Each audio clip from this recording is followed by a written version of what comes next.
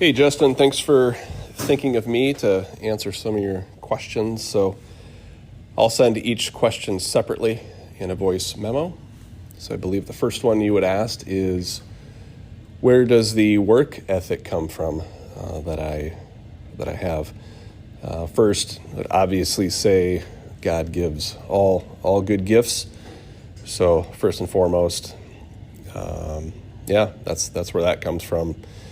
But as it's played out here, I would say definitely starting with my dad. In the early days, he was a pastor and wasn't really able to make ends meet. My mom stayed at home for a period of time, so he laid concrete. He did other side jobs just to keep the household running.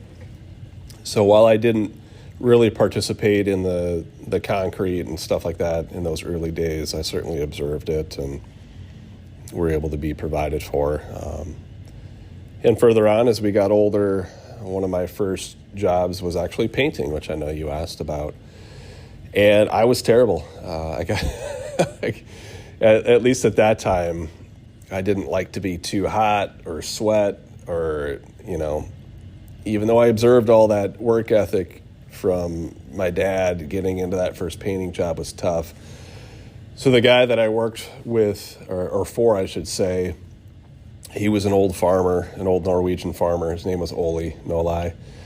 And he was patient. He was kind of no nonsense, but put me in positions to be successful. And that looked like working on dirty basement windows that nobody would see, or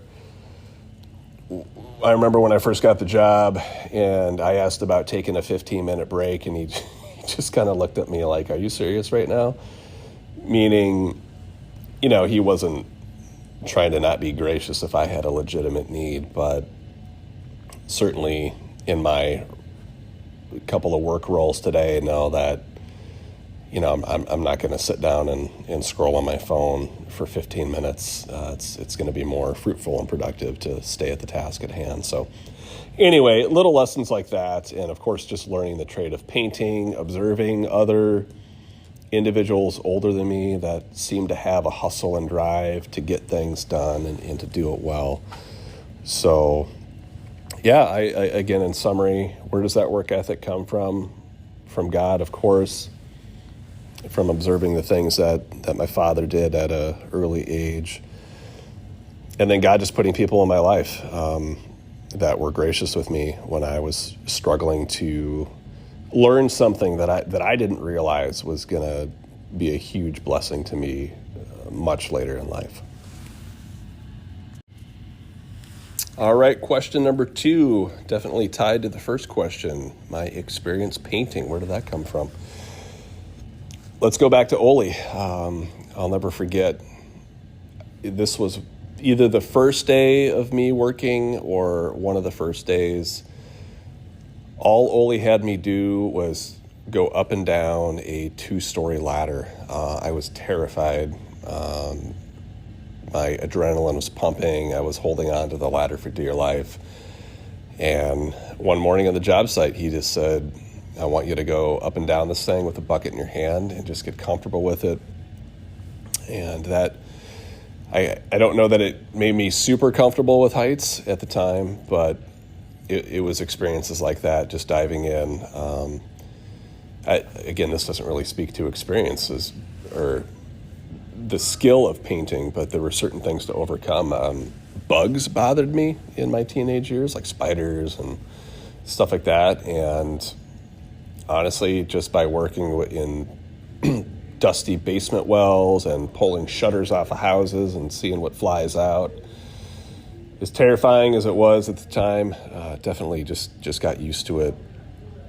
And then, it was just showing up every day in the summer. I started out, I think when I was 16 or 17, doing that every summer.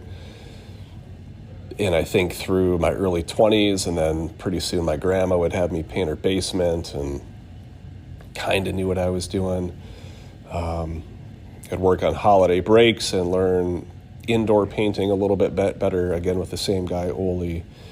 And just learning little things about One lesson was leave a space cleaner than when you showed up, which is pretty different for painters and many tradespeople.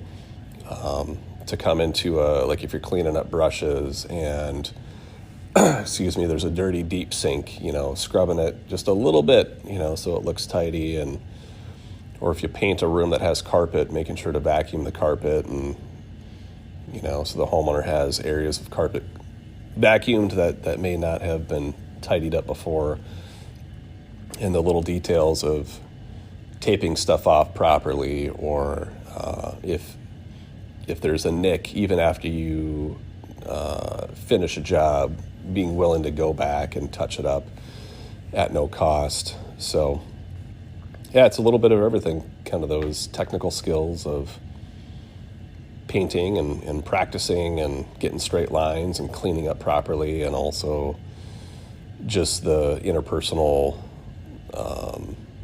relational things of leaving the place better than you found it and being willing to do a little bit extra without expectation of repayment.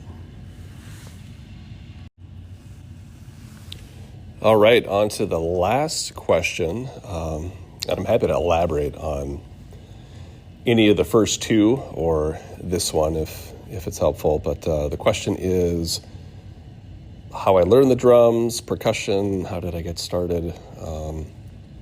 So the journey started in third grade when little kids get put into band and kids are asked to sign up for the instrument that they would like. For some reason, the saxophone was super popular, so I tried to sign up for that, but it was taken, and percussion was my second choice. So boom, there you go. There starts the journey. And just did, unremarkable things on the drums during elementary school and middle school. But things, I think, shifted a little bit in middle school. I started to take, thanks to my parents, drum set lessons. So learning the drum set and learning about jazz, which I didn't particularly care for at the time. And then when I got into high school, I really wasn't playing drums much, and I knew I wanted to play. So some friends that I had in high school, they were going to start a Grateful Dead cover band. I'd never heard of the band before, so I thought I'd give it a shot, and I struggled to keep up, but that started probably my love for playing, my love for improvising. It probably wasn't, in fact, I know it wasn't probably the most productive crew, not the band itself, but just kind of that whole scene. I wouldn't want to do that today, but just from a musical standpoint, I know God used that to instill some different interests and ways to practice. And then I went to Bethel, was college at the time, university, and I actually kind of chose that school to kind of get away from some things in high school, and met a local drummer who plays professionally today, and at the time he was very gracious with me and said, "You need lessons." So I took his advice and called up a guy by the name of Dave King. Dave King plays with the Bad Plus, pretty well-known jazz group. But at the time, Dave was a local jazz player, and the Bad Plus was just forming. So I say that not to drop names, but just to say, like, I was given an opportunity to study with somebody that really transformed my playing on the drum set. Somebody that allowed me to see jazz in a different way, listen to music in a different way, study and practice in a different way. And I was able to, through most of my 20, play at church and worship groups. So that's where that practice came in. I work at a school, so that's what that bell is. And yeah, I think today there's been ebbs and flows of playing the drums. I have 3 amazing daughters, and so at the time that they were very little, I'd play a lot less, but still play in worship groups. And now that they're older, and my wife, or wife-to-be today, is a huge supporter of my musical journey. So I'm able to put a little bit more time into playing with a group that I'm playing in now and learning an instrument called the vibraphone, kind of like a xylophone. Looks like a lot of people ask what it is, just looks like a giant, I don't know, keyed instrument. And I'm learning that to learn chord structures and be a better songwriter, be a better listener, be a better player. So that's it. I think it's just something I keep coming back to, practice when I can, learn what I can, play as much as I can, listen as much as I can, and be open to what God has for new opportunities.